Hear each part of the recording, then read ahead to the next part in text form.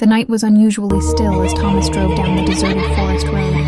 The beam of his headlights barely cut through the thick mist, and every crackle of leaves under his tires echoed like thunder. He gripped the steering wheel tightly, his leather jacket creaking with each movement. Through the windshield, a figure appeared. A woman in a white dress, her head bowed, hair cascading over her face. Thomas slammed the brakes, his heart pounding. She stood motionless in the middle of the road, illuminated by the glaring headlights.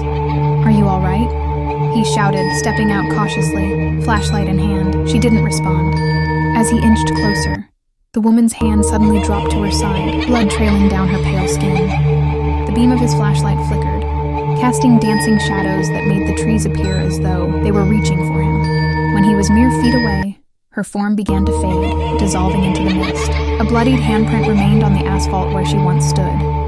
He stumbled back to his truck, trembling. Inside, the cabin felt suffocatingly small. He glanced at the windshield and froze. Another handprint, smeared with fresh blood, was imprinted on the glass.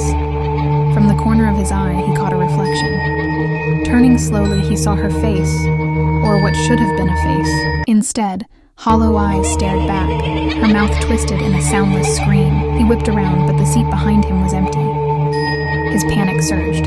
Throwing the truck into gear, he sped off, but the road seemed endless. In his rearview mirror, she appeared again, standing at the edge of the forest, her vacant eyes locked on him. He glanced forward, and there she was, lunging toward the windshield, her figure contorting unnaturally. The truck screeched to a halt, and Thomas leapt out, the flashlight trembling in his grip. As the beam swept through the trees, the mist parted to reveal her, closer now. She stood barefoot on the damp earth, surrounded by dry leaves and smeared blood. "Leave."